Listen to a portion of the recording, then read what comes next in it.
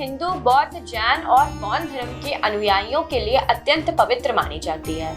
लगभग 5 वर्षों के अंतराल के बाद एक बार फिर शुरू हो रही है। ये यात्रा भारतीय तीर्थयात्रियों के लिए आध्यात्मिक रूप से बेहद महत्वपूर्ण है और ऐतिहासिक दृष्टि से भी इसका विशेष महत्व है। 2020 में कोविड-19 महामारी और उसके बाद भारत और चीन सीमा पर तनाव के कारण ये यात्रा स्थगित कर दी गई थी। अब जबकि दोनों देशों के बीच सीमित स्तर पर सामान्य स्थिति लौट रही है, भारत सरकार ने कैलाश मानसरोवर यात्रा को फिर से आरंभ करने का प्रयास तेज कर दिए हैं। कैलाश पर्वत और मानसरोवर झील तिब्बत के दक्षिण पश्चिमी भाग में स्थित है।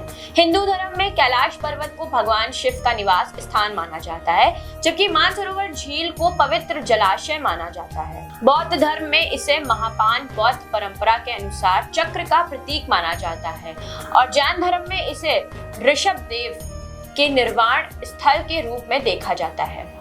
बौद्ध धर्म के अनुयायी कैलाश पर्वत को ब्रह्मांड के केंद्र के रूप में मानते हैं। भारत से कैलाश मानसरोवर तक जाने के 2 प्रमुख मार्ग रहे हैं। पहला मार्ग उत्तराखंड के पिथौरागढ़ जिले से लिपुलेख दर्रे के माध्यम से जाता है, जिसे भारत सरकार और चीन सरकार के बीच द्विपक्षीय समझौते के तहत हर वर्ष खोला जाता था।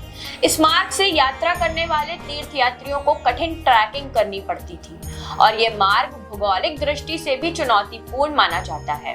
दूसरा मार्ग सिक्किम के नथौला दर्रे से होकर जाता है, जिसे कुछ वर्ष पहले खोला गया था और जो अपेक्षाकृत आसान माना जाता है क्योंकि इसमें ज्यादातर यात्रा बसों के माध्यम से होती है। हाल के वर्षों में भारत ने कैलाश यात्रा को सुगम बनाने के लिए ढांचागत विकास पर भी ध्यान दिया है। लिपुलेख मार्ग पर सड़क निर्माण कार्य को तेज किया गया है, जिससे यात्रियों को अब पहले की तुलना में कम समय में सीमा तक पहुंचने की सुविधा होगी।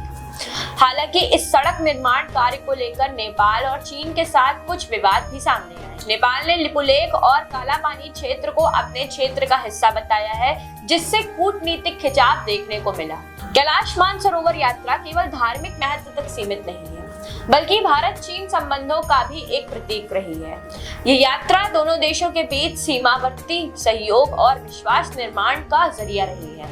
हालांकि 2020 के गलवान घाटी संघर्ष के बाद जब दोनों देशों के रिश्ते में तनाव आया तो इस यात्रा को भी रोक लगा दी गई। महामारी के कारण भी चीन ने अपने सीमावर्ती क्षेत्रों में यात्रियों की आवाजाही पर रोक लगा दी। अब जबकि कोविड-19 की स्थिति नियंत्रण में है और सीमा पर हालात स्थिर हो रहे हैं, भारत सरकार ने यात्रा फिर से शुरू करने के लिए चीन से बातचीत शुरू की है। भारत विदेश मंत्रालय ने इसे यात्रा को धार्मिक और सांस्कृतिक दृष्टि से महत्वपूर्ण बताते हुए चीन से अनुरोध किया है कि वे इस पर सहमति दें। हाल ही में चीन की ओर से इस पर सकारात्मक संकेत मिलने के बाद भारत ने तैयारियां शुरू कर दी हैं। यात्रा के फिर से शुरू होने से उन हजारों श्रद्धालुओं को राहत मिली है जो वर्षों से इस पवित्र स्थल की यात्रा करने की प्रतीक्षा कर रहे थे। कैलाश मानसरोवर यात्रा न केवल आध्यात्मिक संतोष प्रदान करती है, बल्कि ये हिमालयी क्षेत्रों के कठिन भूगोल और प्राकृतिक सौंदर्य का भी दुर्लभ अनुभव कराती है। इस यात्रा के दौरान तीर्थयात्री ऊंचे पहाड़ों, बर्फ से ढके दर्रों और शांत मानसरोवर झील के अद्भुत दृश्यों का साक्षात्कार करते हैं। भारत सरकार इस यात्रा के आयोजन के लिए विदेश मंत्रालय के तहत विशेष व्यवस्थाएं करती है। प्रत्येक वर्ष मई-जून में इसके लिए आवेदन प्रक्रिया शुरू होती है और अगस्त-सितंबर तक यात्रा आयोजित की जाती है। इच्छुक तीर्थयात्रियों का चयन स्वास्थ्य परीक्षण और लॉटरी प्रक्रिया के माध्यम से किया जाता है, क्योंकि ये यात्रा अत्यधिक ऊंचाई और कठोर मौसम के कारण शारीरिक रूप से चुनौतीपूर्ण होती है। उत्तराखंड के लिपुलेख मार्ग के अलावा सरकार ने हाल ही के वर्षों में अन्य वैकल्पिक मार्गों को भी विकसित करने का विचार किया है, ताकि तीर्थयात्रियों को अधिक विकल्प मिल सके और यात्रा को सुरक्षित और सुगम बनाया जा सके। हाल ही में भारत ने चीन के साथ डिजिटल परमिट प्रक्रिया शुरू करने का प्रस्ताव भी रखा, ताकि वीजा और परमिट से जुड़ी औपचारिकताएं सरल हो सके। कैलाश मानसरोवर यात्रा को लेकर राजनीतिक संदर्भ भी हमेशा जुड़े रहे हैं। कुछ राजनीतिक दलों ने इसे भारत की धार्मिक आस्थाओं से जुड़ा बताते हुए इसकी बहाली के लिए केंद्र सरकार पर दबाव बनाया, जबकि कुछ ने इसे सीमा विवादों के बीच एक कूटनीतिक संतुलन के रूप में देखा। अब यात्रा के फिर से शुरू होने से उम्मीद की जा रही है कि भारत और चीन के बीच सीमावर्ती क्षेत्रों में लोगों की आवाजाही बढ़ेगी, जिससे दोनों देशों के संबंधों में विश्वास बहाली का मार्ग प्रशस्त हो सकता है। यात्रा के दौरान तीर्थयात्रियों को 5630 मीटर ऊंचे कैलाश पर्वत की परिक्रमा करनी होती है, जिसे कोरा कहा जाता है।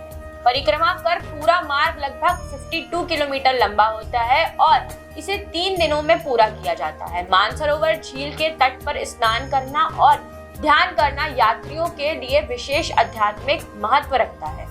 इस यात्रा के माध्यम से लोग न केवल अपने धर्म और आस्था को मजबूत करते हैं, बल्कि अंतर्राष्ट्रीय सीमाओं को पार कर सांस्कृतिक और आध्यात्मिक एकता का संदेश भी देते हैं। आने वाले वर्षों में उम्मीद है कि भारत और चीन के बीच विश्वास का वातावरण और मजबूत होगा और ये यात्रा पहले की तरह सुचारू रूप से चलती रहेगी। मानसरोवर यात्रा के बारे में आपकी क्या राय है, ये हमें कमेंट बॉक्स में जरूर बताएं और ऐसी और खबरों के लिए देखते रहें द पेज 9।